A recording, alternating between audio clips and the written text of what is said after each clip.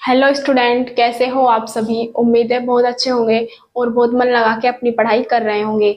मैं प्रिया स्वागत करती हूँ आपका आपके यूट्यूब चैनल प्री 10 क्लासेस में, जहाँ पर आज हम पढ़ने वाले हैं 12th क्लास में फिजिक्स का चैप्टर नंबर 1 का आर्टिकल है। ये आर्टिकल क्या है हमारा, वैद्युत द्विध्रुव के कारण निरक्षीय। निरक्षीय को हम अनुप्रस्थ भी बोलते हैं। अनुप्रस्थ स्थिति में वैद्युत क्षेत्र की तीव्रता।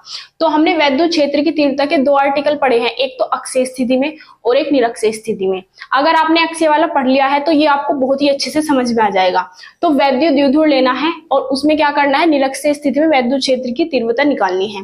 तो कोई भी आर्टिकल करने से पहले सबसे पहले हमें क्या पता होना चाहिए, एक इसमें डायग्राम बनता है। अगर आपने डायग्राम को अच्छे से समझ लिया तो आर्टिकल इसका बहुत ही सिंपल है। बस डायग्राम जो मैं बनाऊंगी उसकी सारी वैल्यूज किस तरीके से निकली आपको ये समझना है, और बस थोड़ी सी इसकी थ्योरी जरूर लिखनी होती है। जो हमने चित्र बनाते हैं ना, उसके बारे में थोड़ी सी थ्योरी लिखनी है और बस फिर आर्टिकल हो जाता है। मतलब हमारा जो सूत्र है उसे हम प्राप्त कर लेते हैं।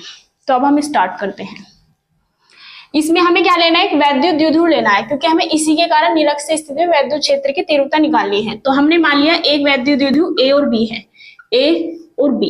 हमने मान लिया यहाँ पे तो प्लस क्यू आवेश है और यहाँ पे माइनस क्यू आवेश है। इसके बीच का बिंदु क्या है, इसका केंद्र O। इससे r दूरी पर देखो, अक्षीय स्थिति तो कैसे होती है, सीधे सीधे। निरक्षीय स्थिति कहाँ होती है, यहाँ पे। तो इससे r दूरी पर एक बिंदु P मान लिया, जहां ये क्या है, निरक्षीय स्थिति में बिंदु P है, जहां पर हमें वैद्युत क्षेत्र की तीव्रता ज्ञात करनी है। तो हम इन्हें आपस में मिला देंगे। अब जैसे ही हम P के पास जाएंगे तो यहाँ पे वैद्युत क्षेत्र की तीव्रता एक तो लंबवत घटक में टूट जाएगी और एक क्षैतिज घटक में। तो इसके लंबवत घटक कैसे टूटेंगे, ऊपर की ओर होगा E1 sin थीटा और नीचे की ओर टूटेगा E2 sin थीटा।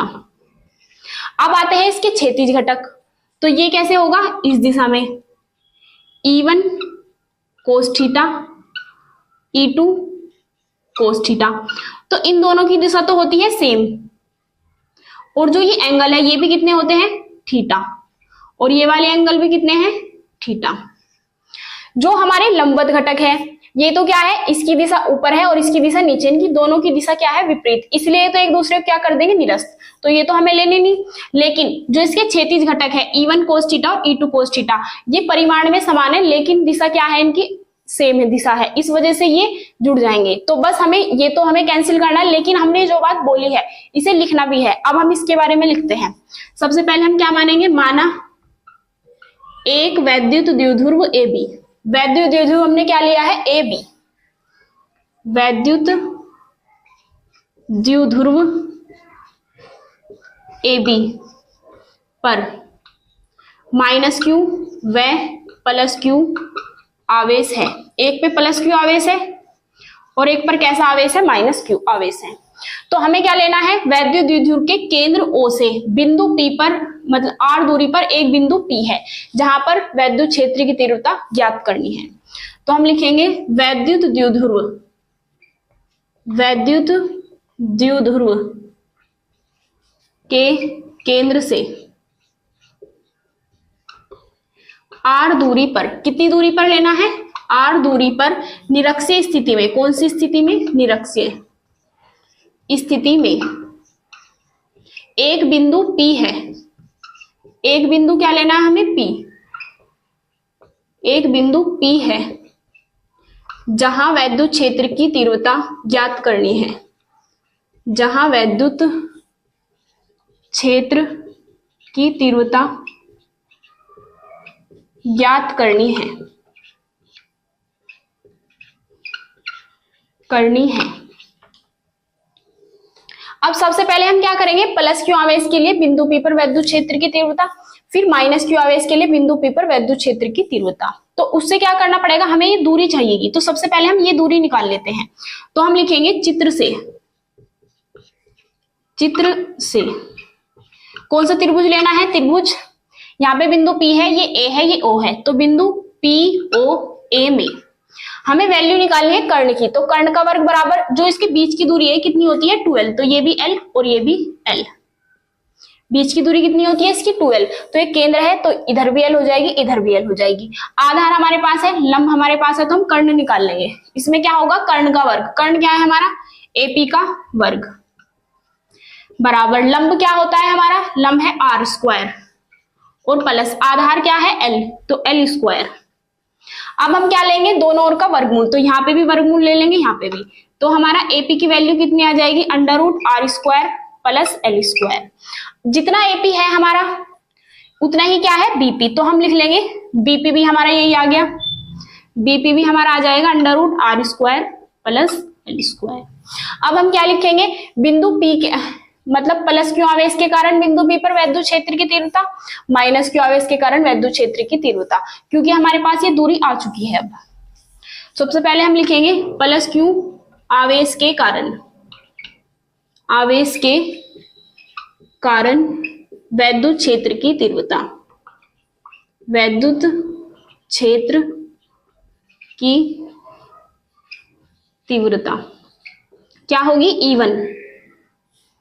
तो E1 बराबर क्या हो जाएगा हमारा 1/4πε0 के इंटू क्यू अपॉन क्या होता है आर स्क्वायर। अब दूरी कितनी है हमारी, प्लस क्यू आवेश है तो एपी का वर्ग, एपी का वर्ग।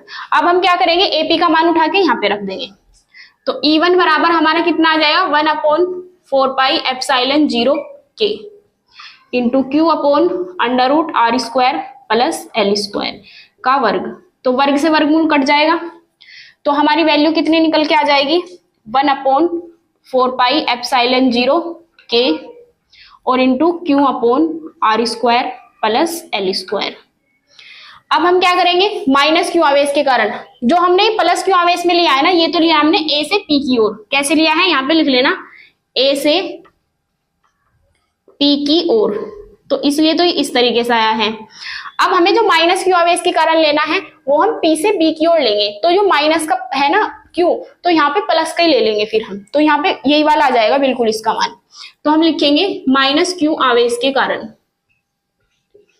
आवेश के कारण वैद्युत क्षेत्र की तीव्रता मतलब E2 बराबर 1/4πε0 के into Q upon under root R square plus L square का वर्ग। अब यहाँ पे प्लस क्यू आवेश क्यों रखा है, क्योंकि मैंने इसकी वैल्यू साथ साथ रख दी, बीपी रख के यहाँ पे, तो इसका मान मैंने यहाँ से रख दिया R square plus L square direct.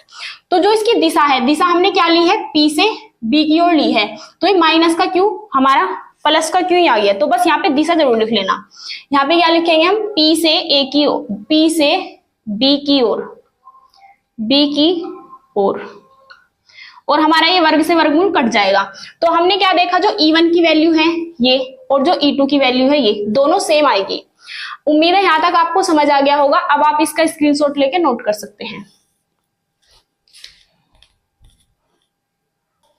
अब हम आगे देखते हैं, आगे क्या करना है हमें, अब हमें इसकी थ्योरी लिखनी है कि जो P है यहाँ पे विद्युत क्षेत्र की तीव्रता, इसके जो लंबवत घटक है ये एक दूसरे को निरस्त कर देंगे और जो क्षैतिज घटक है ये आपस में जुड़ जाएंगे। तो हम ये लिखते हैं, चूंकि बिंदु P पर वैद्युत क्षेत्र के कौन से घटक है कि लंबवत, क्योंकि एक दूसरे के विपरीत है ना ये, तो क्या है एक दूसरे के लंबवत, विद्युत क्षेत्र के लंबवत घटक एक दूसरे के विपरीत दिशा में है। एक लंबवत घटक लिख लो यहाँ पे, E1 साइन थीटा व E2 साइन थीटा एक दूसरे के विपरीत दिशा में है, एक दूसरे के विपरीत दिशा में है, तो इसलिए क्या करेंगे, एक दूसरे को निरस्त कर देंगे, इसलिए ये एक दूसरे को निरस्त कर देंगे, एक दूसरे को निरस्त कर देंगे मतलब एक दूसरे को कैंसिल कर देंगे, कट जाएंगे। जबकि जो इसके ये कौन से घटक है हमारे क्षैतिज घटक, ये आपस में जुड़ जाएंगे क्योंकि इनकी दिशा क्या है सेम। तो ये बात और लिख लेते हैं हम, क्योंकि बिंदु P पर क्षैतिज घटक कौन कौन से हैं, E1 कोस थीटा व E2 cos theta. E1 cos theta, E2 cos theta, ये क्या है, सेम दिशा में, इसलिए क्या होंगे, जुड़ जाएंगे। ये विपरीत दिशा में थे इसलिए कट गए।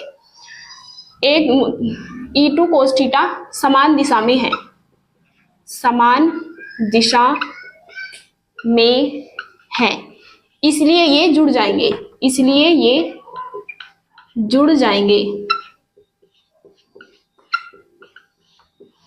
अब हमें क्या लिखना है, तब बिंदु P पर परिणामी वैद्युत क्षेत्र की तीव्रता, बिंदु P पर परिणामी वैद्युत क्षेत्र की तीव्रता, वैद्युत क्षेत्र की तीव्रता का सूत्र क्या होगा, E बराबर होगा E1 कोस थीटा और plus E2 cos theta, E1 cos theta plus E2 cos theta. तो जो E1 E2 है इनकी वैल्यू रख देंगे और ये कोस थीटा हमारे ऐसे रहेंगे। तो E बराबर हमारा कितना आ गया, E1 की वैल्यू निकली थी 1/4 पाई एप्सिलॉन 0 के इंटू, आप अपनी नोटबुक में देख सकते हो, Q/r² plus L² into cos theta जो कतु रहेगा। इसी तरीके से हम E2 की वैल्यू रख देंगे।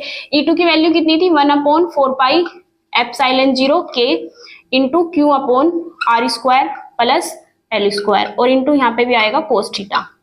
अब हम क्या देखेंगे, ये दोनों क्या है, सेम है, तो इन्हें क्या ले लेंगे हम, कॉमन। हमने इन दोनों में से क्या कॉमन ले लिया, 1/4 पाई एप्सिलॉन 0 के और इंटू Q/r² प्लस L² और कोस थीटा, पूरा हमने कॉमन ले लिया। जब मैंने से इसमें से पूरा कॉमन ले लिया तो अंदर एक बच जाएगा, इस बात का ध्यान रखना है, यहाँ पे 0 नहीं लिखना। इसी तरीके से प्लस यहाँ पे, ये भी हमने सारा सेम है, कॉमन ले लिया तो यहाँ पे भी एक बच जाएगा। एक और एक कितने हो जाएंगे, 2, तो ये 2 हम स्टार्टिंग में लिख देंगे। तो E बराबर हो जाएगा 2 गुना 1/4 पाई एप्सिलॉन 0 के into Q/r² plus L² into cos theta. उम्मीद है यहाँ तक आपको समझ आ गया होगा। अब हमें क्या करना है, बस अब हमें कोस थीटा की वैल्यू निकालनी है इस चित्र की सहायता से। ये कोस थीटा है ना यहाँ पे, तो बस इसकी वैल्यू निकाल के हम और फिर क्या करेंगे, इसमें रख देंगे, फिर हमारा क्वेश्चन हल हो जाएगा। पहले आप इसका स्क्रीनशॉट लेके नोट कर लीजिए। अब हम आगे देखते हैं। अब हम चित्र से कोस थीटा की वैल्यू निकाल लेते हैं।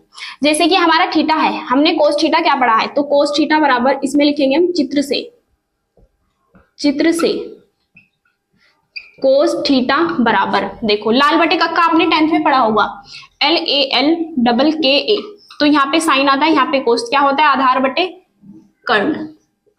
अब हम देखेंगे कोण के सामने वाला क्या होता है हमारा, लंब, और ये आधार और इधर है कर्ण। इसकी वैल्यू हम निकाल चुके हैं r² प्लस L²। तो हम यहाँ पे रखेंगे आधार कितना है हमारा L अपॉन कर्ण कितना है √r² प्लस L²। अब ये मान हम उठा के रख देंगे समीकरण में। तो हम लिखेंगे तब E बराबर कितना था हमारा, 2 गुना 1/4 पाई एप्सिलॉन 0 के इंटू Q/r² प्लस L², यही तो था। और फिर यहाँ पे कोस थीटा था, तो कोस थीटा की वैल्यू रख देंगे हम L/√r² प्लस L²। तो यहाँ पे रखेंगे L/√r² प्लस L²। अब बस इसे हमें सोल्व करना है। ये 2 है और ये L है, 2L हो गया एक साथ, तो यहाँ पे रख दिया 2L और into Q/4 pi epsilon 0 into K। अब यहाँ पे क्या रह गया, 1 है यहाँ पे। अब हम देखेंगे इसकी घात कितनी है, 1, और जो अंडर रूट होता है, अंडर रूट की घात कितनी होती है, आधी। तो आधे में जब हम 1 जोड़ेंगे तो कितना होगा, लघुत्तम लेके 2, तो इसकी गुना इधर हो जाएगी 1 प्लस 2, तो कितने हो जाएंगे 3/2। तो ये इसकी घात 1 है और इसकी घात है आधी, इन्हें जोड़ के क्या हो जाएगा हमारा 3/2। तो हम इकट्ठा रख देंगे r² प्लस L² की घात 3/2। ये बात समझ में आई, 3/2 कहां से आया, क्योंकि यहाँ पे एक घात है और यहाँ पे कितनी, इसे कहते हैं हम आधी घात। आधी घात में 1 जोड़ेंगे तो कितना आएगा 3/2, तो हमने यहाँ पे लिख दिया। तो E की वैल्यू हमारी आ गई। अब हम लिखते हैं, चूंकि Q इंटू 2L को क्या कहते हैं हम, P, वैद्युत द्विध्रुव अवगुण, तो यहाँ पे हम क्या रख देंगे P। तो E बराबर 2, इसकी जगह रख दिया हमने, इसे तो ऐसे रहने दिया 1/4 पाई एप्सिलॉन 0 के इंटू यहाँ पे क्या रख दिया हमने P अपॉन, ये जो कतु है r² प्लस L² की घात 3/2। अब हम क्या करेंगे, अब हम लिखेंगे इसमें जो हमारा L है इसे हम छोड़ देंगे, क्योंकि जो R की वैल्यू है बहुत बड़ी है, क्योंकि R बहुत बड़ा है, बहुत बड़ा है, बहुत बड़ा है किससे? L से। L हमारा बहुत छोटा है। अगर बहुत छोटी संख्या किसी में जुड़ी है तो हम इसे छोड़ देते हैं, पॉइंटों में अगर कोई संख्या होती है तो इसे हम क्या कहेंगे? इसलिए L स्क्वायर छोड़ने पर, L स्क्वायर को हमने छोड़ दिया तो यहाँ पे R स्क्वायर बच गया ओनली। तो E बराबर कितना है हमारा? 1/4πε0 k इंटू P जू का तू रहेगा, R स्क्वायर जू का तू, L जो था हमारा L स्क्वायर इसे हमने छोड़ दिया तो यहाँ पे इसकी जगह 0 आ जाएगा, तो 0 इसमें जोड़ेंगे वही नंबर रहेगा 3/2, 2 से 2 कट गया। तो हमारी E की वैल्यू कितनी आ गई? 1/4πε0 k into P upon R की घात कितनी बच गई? 3। और यही क्या है? हमारे निरक्षीय स्थिति में वैद्युत क्षेत्र की तीव्रता। इसका मात्रक लिख लेंगे न्यूटन प्रति कूलम। उम्मीद है आपको समझ आ गया होगा। अब आप इसका स्क्रीनशॉट लेके नोट कर सकते हैं। और अगर आप हमारे चैनल पर नए आए हैं तो चैनल को सब्सक्राइब जरूर कर लीजिए और वीडियो को लाइक करना ना भूलें।